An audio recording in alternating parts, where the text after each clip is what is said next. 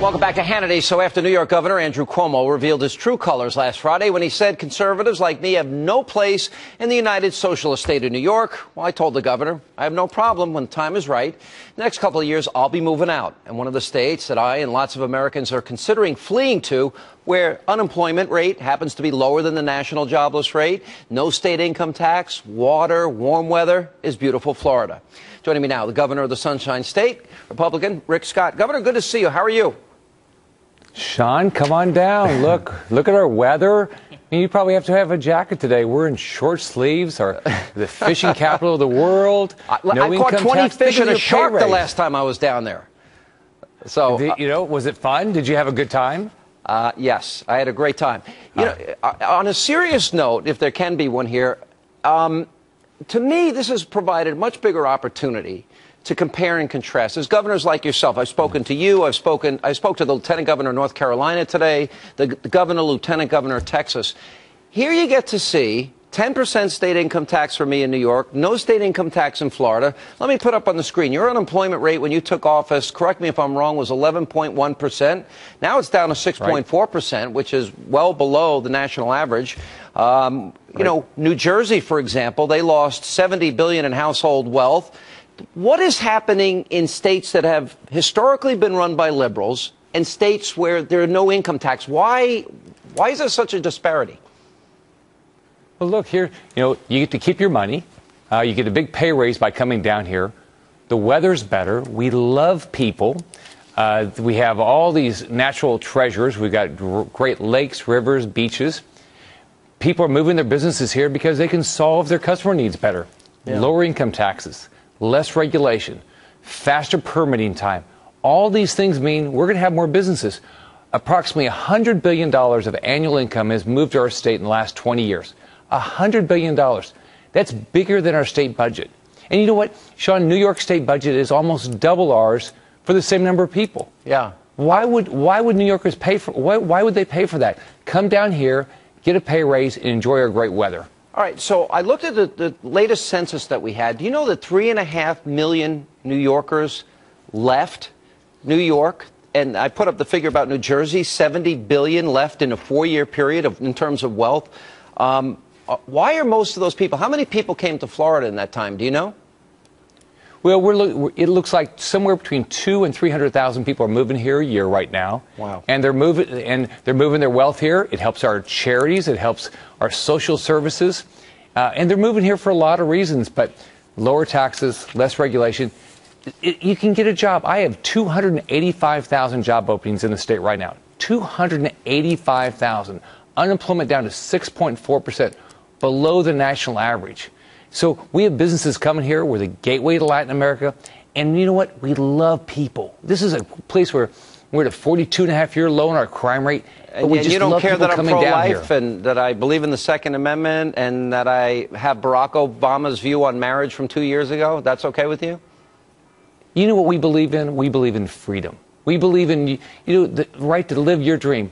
Sean, I have a 2-year-old. He wants to be a cowboy right now. 2-year-old grandson. He wants to be a cowboy. But you know what? In our state, you can be a cowboy, you can be an astronaut, you can build a technology company. You can do so many things down here. And that's what I want. I want the dream in our state. And that's what we all want in our state. Zero state income tax. Governor, congratulations. Zero. And if you have 280,000 jobs available, that unemployment rate's going lower. I look forward to hearing that story. Thanks for being with us.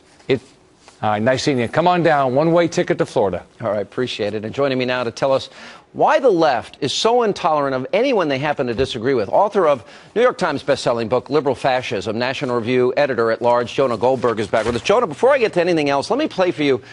Our good friend Kerry Pickett at Breitbart actually had a chance to talk to the new mayor of New York, Comrade de Blasio, and asked him what he thought about Governor Cuomo's comments. Listen to this.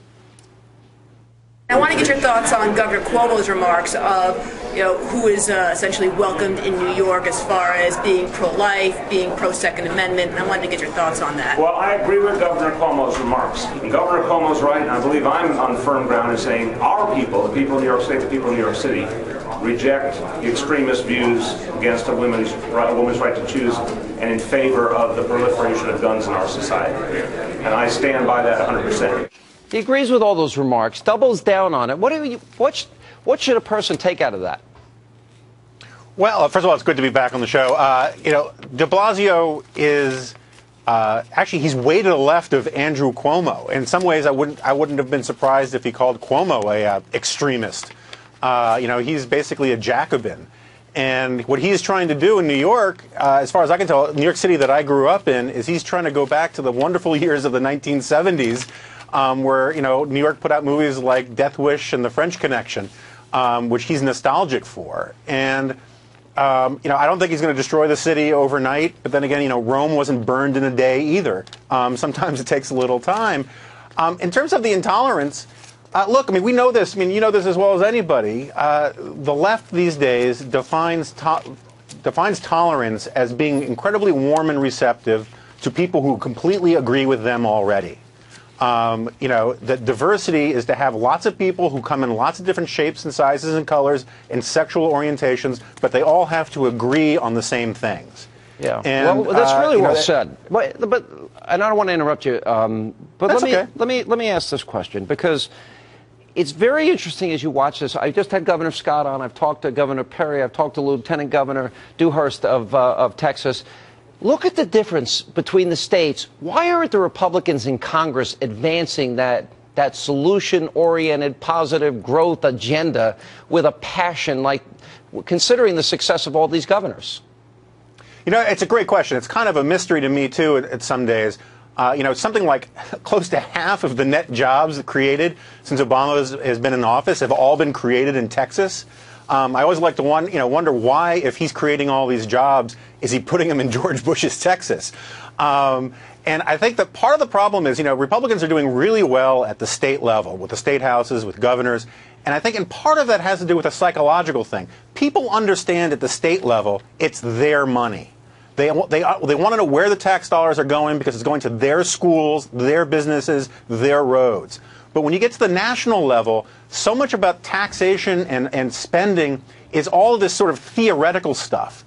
People lose sight of the fact that it's their money, too, at the national level, and it becomes this vision thing about what the government can do for everybody and how it can solve all of our problems, and everyone thinks it's spending someone else's money or that there's such a thing as government money. There is no such thing as government money. It's all taxpayer money. Yeah, well said. I think the D.C. Republicans have a thing or two they can learn from these governors and stop being so timid and thinking they're going to ride the problems of Obamacare to election in 2014.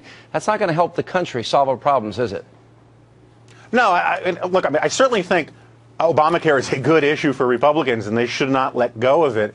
But they also need to sort of borrow from people like Bobby Jindal and Rick Scott Perry Walker. And these guys, and Scott Walker for sure. People who.